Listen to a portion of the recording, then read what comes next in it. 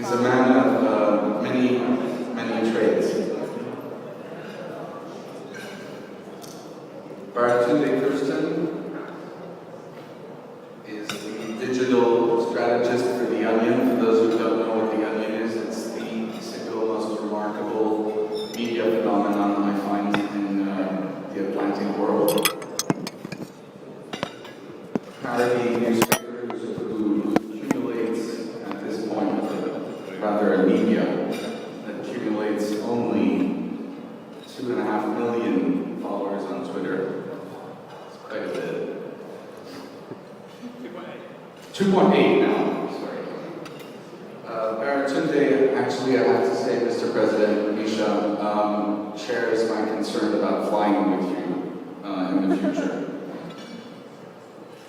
Baratunde is also a stand-up comedian, you'll find out very shortly, and an activist in politics. He's actually writing a book these days called, very simply, I wish I could write that book, called How to Be Black. I can't write that book. On top of that, Baratunde was recently mentioned by Time magazine as one of the 100 most influential people in the world on Twitter. Pretty cool. So, ladies and gentlemen, please welcome Baratunde first.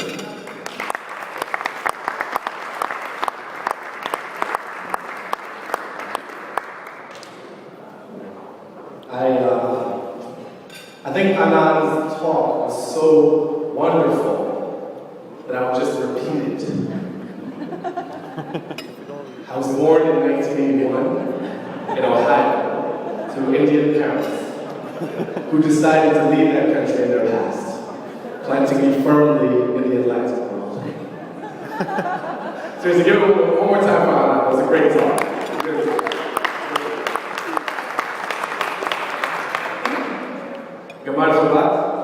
Bonsoir, good evening. I'm Baratunde, and I'm very happy to be back in Georgia. I was here 6 weeks ago with Felix and a group of young entrepreneurial, hard-to-define people. And Felix made clear his mission was to make sure that each of us fell in love with this country. And he succeeded. And I'll tell you exactly the moment that it happened. It was not anything I expected. I went out late at night with a bunch of advisors and officials and friends and people whose identities I didn't know, and they got me very drunk on chasha. Very, very drunk. The next day I was in bad shape. I had a meeting scheduled with the Deputy Minister for reintegration. I was not prepared for this meeting. I showed up about 10 minutes in, feeling quite sick. I had to excuse myself to go to the laboratory. And when I was gone, the minister asked my friends, what happened to Baratunde? Is he okay? He was deeply concerned and ashamed and offended on behalf of his country that maybe I had poisoned or got sick from some food. And when they explained that I merely drank too much, his face lit up with pride. I came back to a pot of coffee and 3 bottles of Borjomi. And within 10 minutes, I felt as good as new. And he said, you are Georgian now, welcome.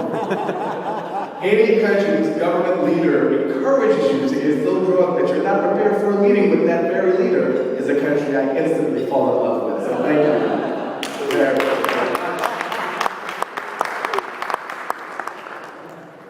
I want to hit on a few themes. I want to start with my own family's story because I think there are some interesting connections to this notion of democracy, innovation, and progress.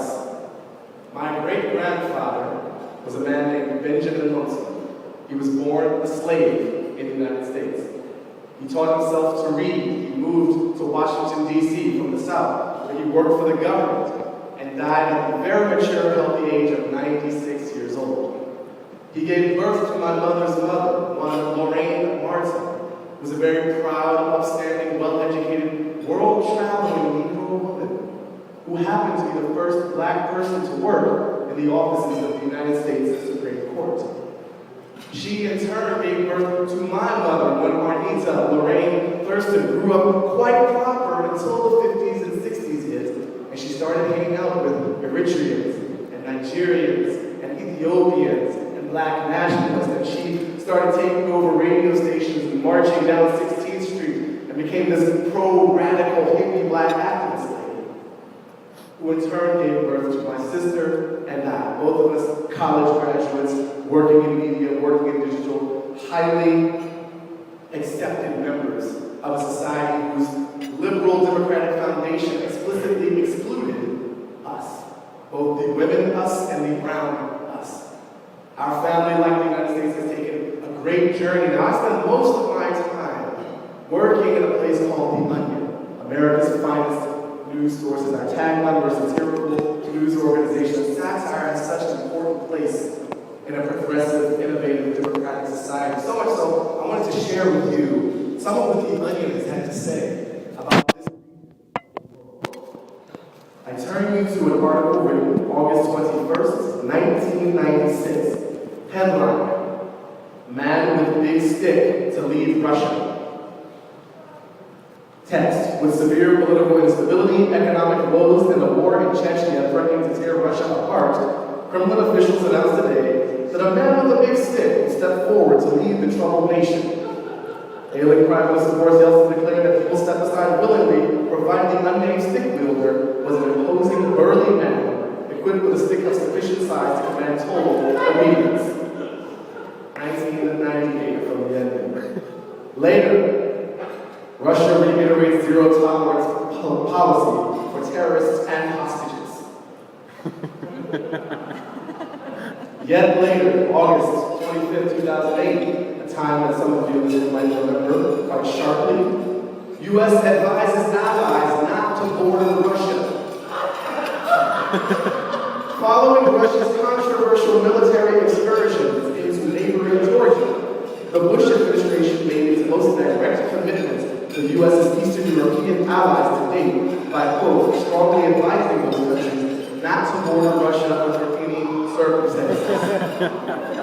Quote from Condoleezza Rice, the United States stands by its allies but will not be able to defend our friends in the region if they continue to share geographical lines with Russia.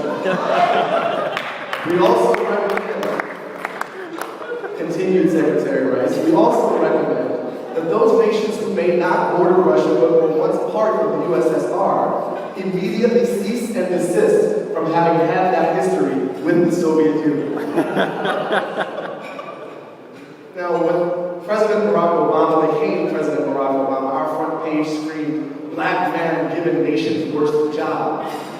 During the highly tumultuous post-9/11 times when our own freedoms were under fire, our headline screamed, "Freedoms curtailed in defense of liberty."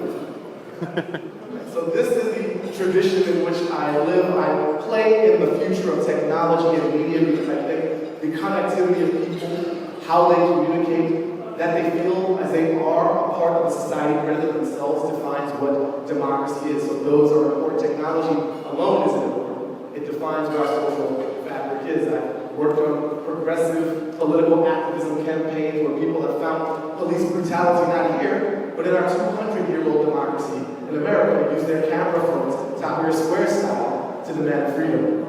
And so it's a beautiful thing to come back to a country which is kind of reigniting the flame that ignited the one in my own country. And I thank you guys so very much for having me. I think the technology that we are experiencing right now, redefining connectivity, demanding transparency, and a society which allows me to read the things that I just did. A society mature enough, a leadership comfortable enough in its own legitimacy that can be ridiculed is beyond a laughing matter. It is indeed the very definition of a healthy democracy. So thank you again, Georgia. Thank you, President Mitchell.